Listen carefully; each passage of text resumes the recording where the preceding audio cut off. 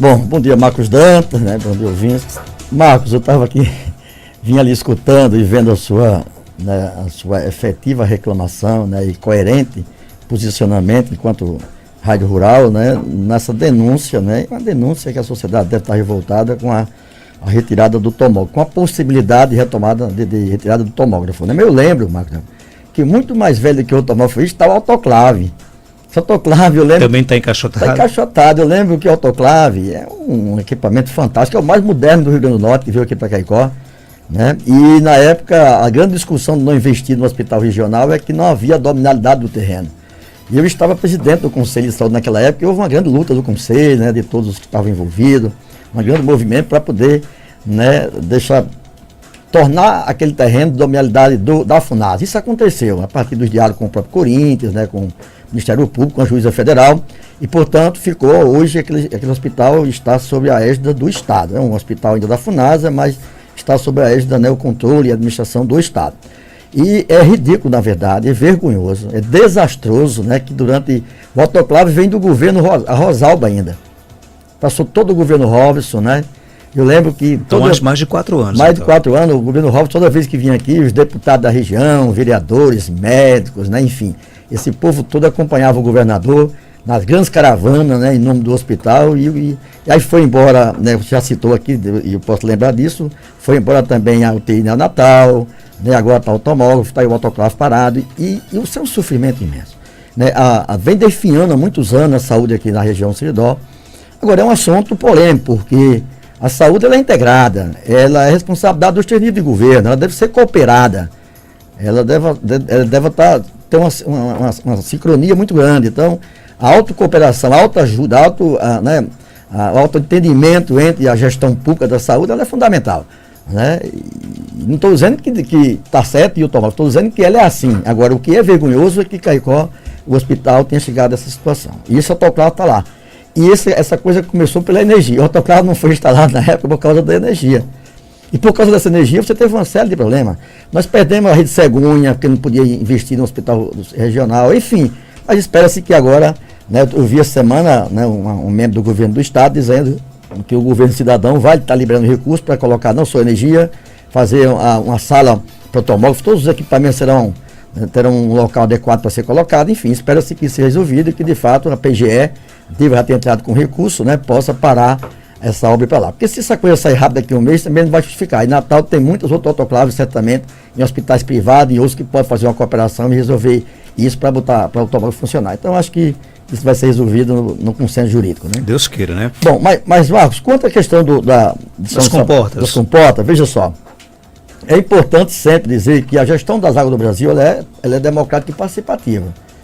Ela tem uma lei 9433 de 97, né, de janeiro de 97, dia 8 de janeiro de 97, que estabeleceu um modelo de gestão para as águas.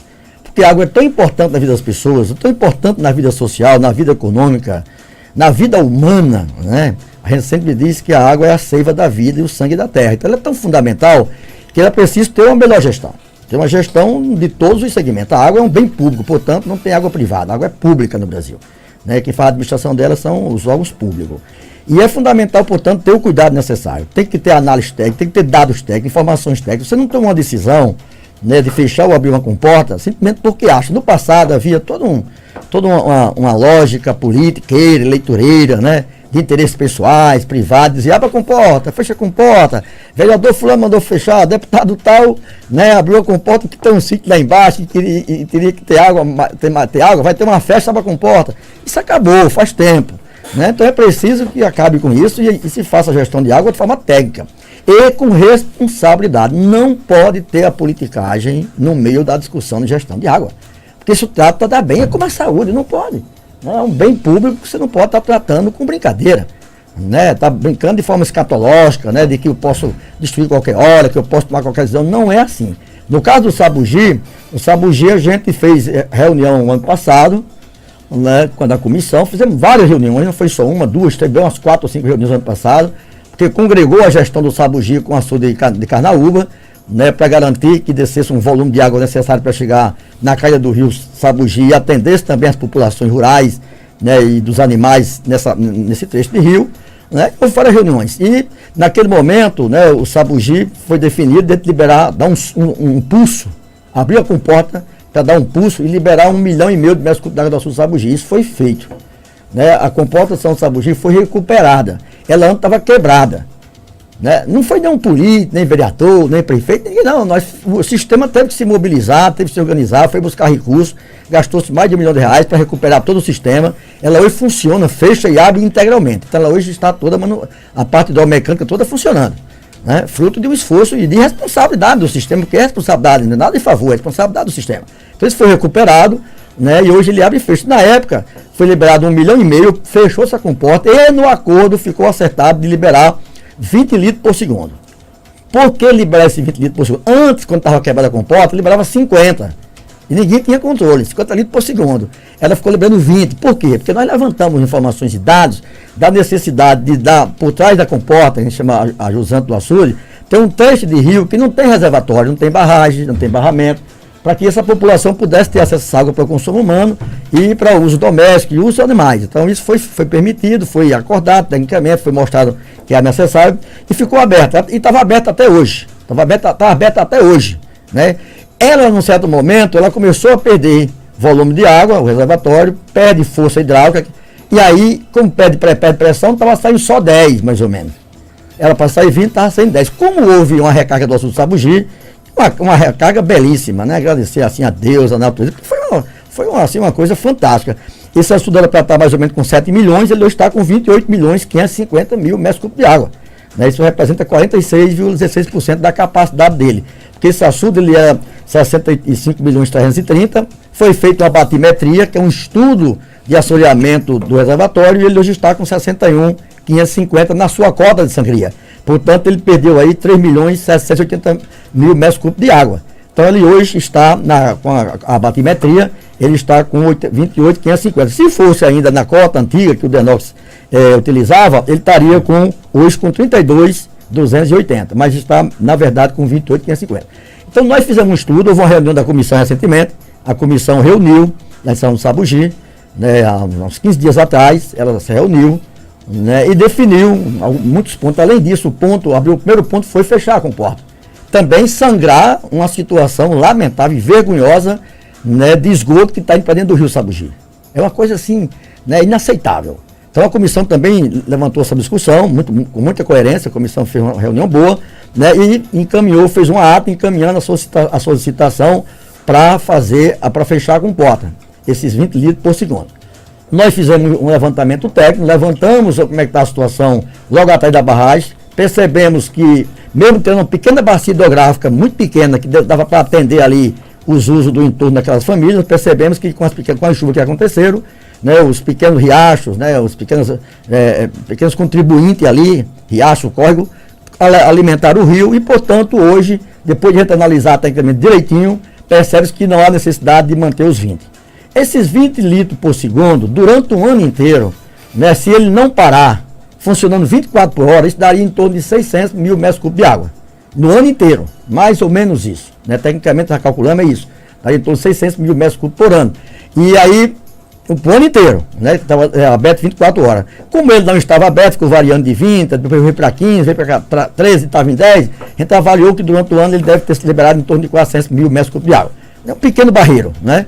Então essa água não compromete jamais, né? Não compromete jamais o reservatório como todo. E nessa cidade de São Sabugi jamais seria prejudicada. Nós fizemos todos os estudos, né? E faz 10 anos que São Sabugi, mesmo com toda essa seca, não teve desabastecimento de água por causa do açude.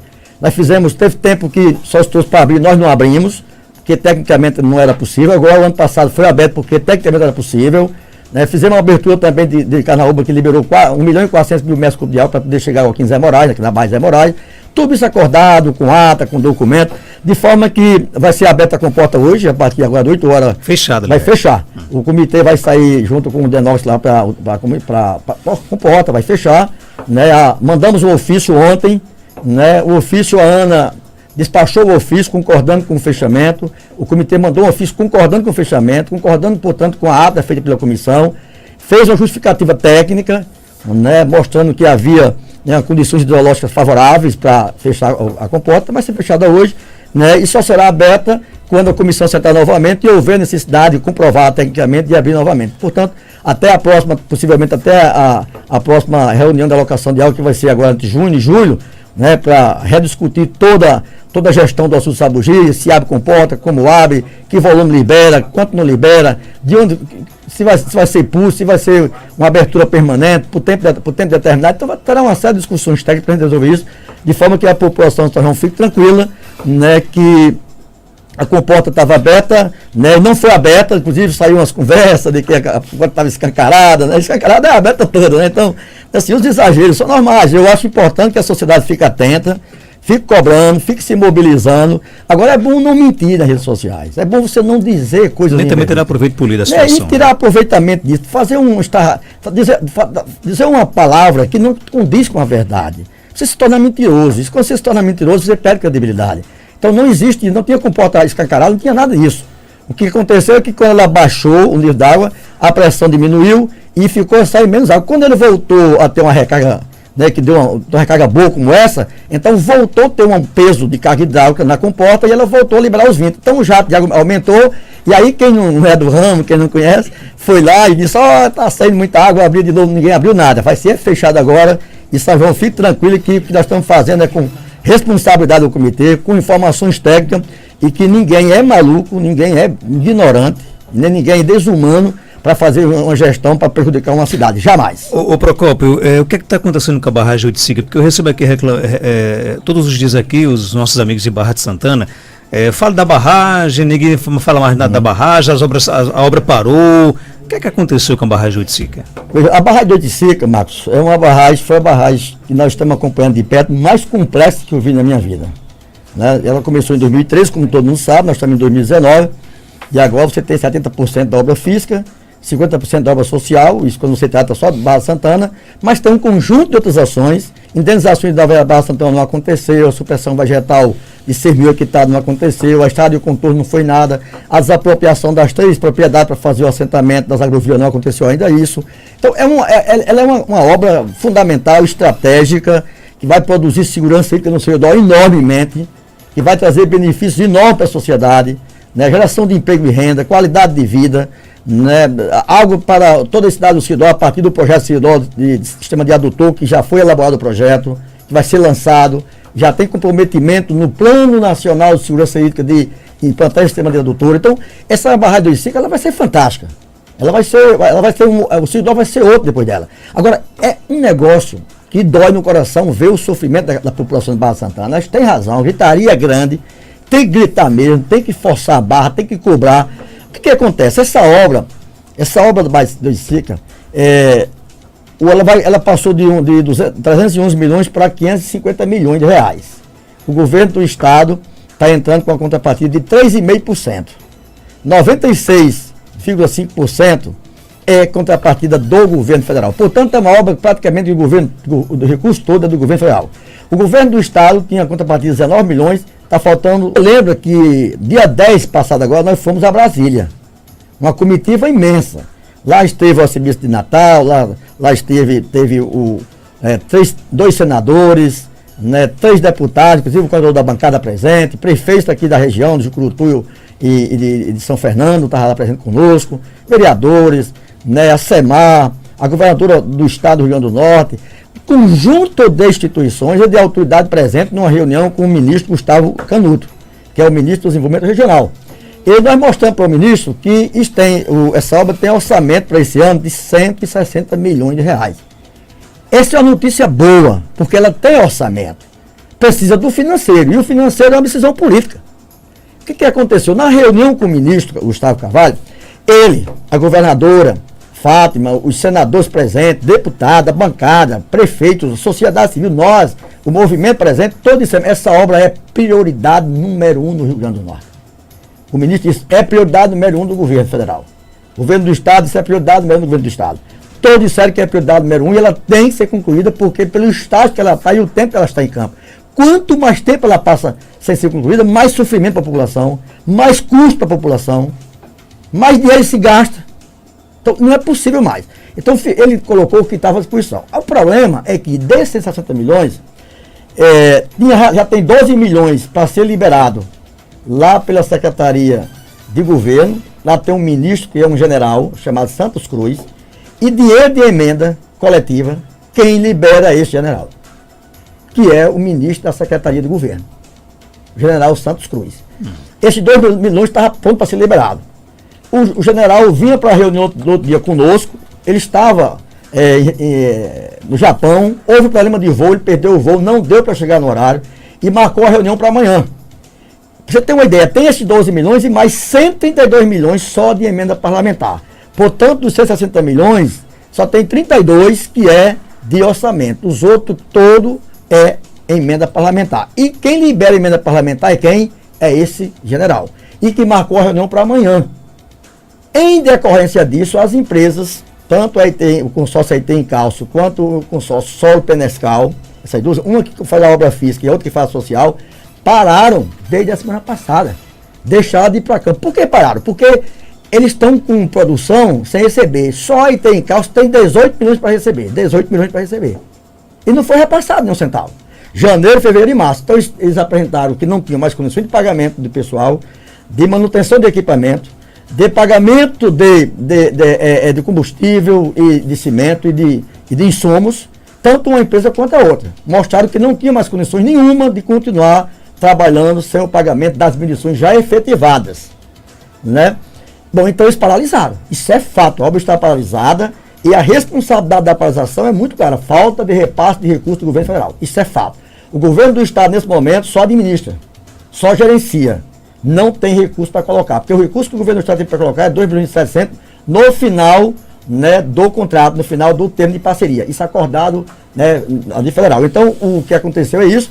Essa reunião amanhã se espera que haja, né, a bancada federal assumiu a batuta de ficar acompanhando, né, isso. A governadora Fátima vai estar lá amanhã, secretários, né, o ministro Canuto, o Gustavo Canuto, tornou interlocutor dizendo que a importância que a obra tem, que vai estar lá para amanhã. O que é que se espera?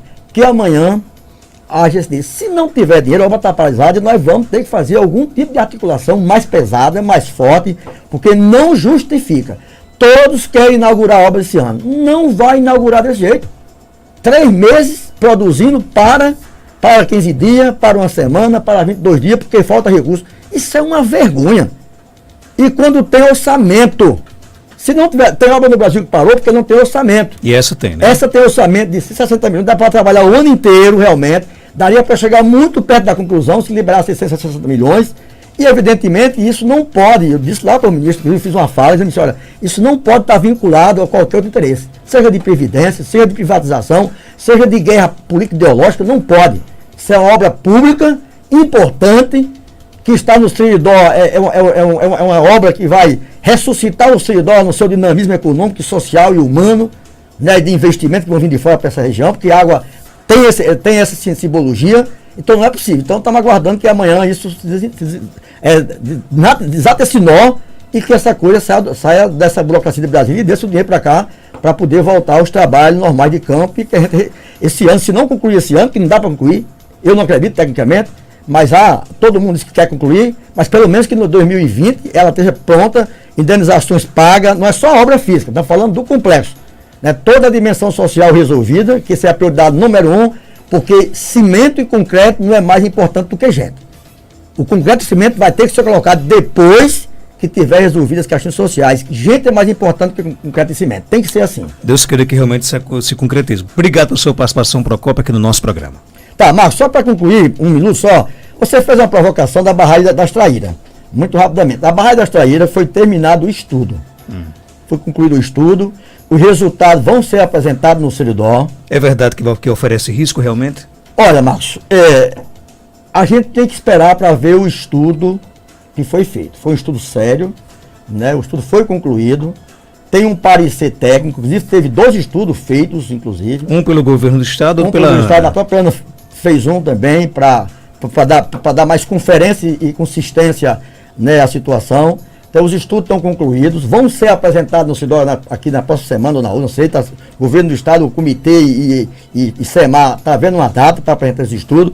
Esses estudos vão ser apresentados e a gente espera que o resultado deles, se é que tem que ter, né, reformas, adaptações, melhoria né, adequações gerais na obra, terá que ter. Agora, uma coisa já é certa, a barragem tem problema e é preciso ser resolvido os problemas. E esse problema será resolvido com esse estudo e depois com recurso que não tem ainda.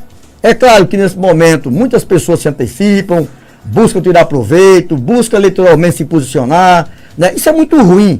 A politicagem só atrapalha, né? Inclusive precisamos, se a obra quando foi feita, ela foi feita de rigor técnico, se ela não foi, é necessário que o Ministério Público já apure o que aconteceu na época.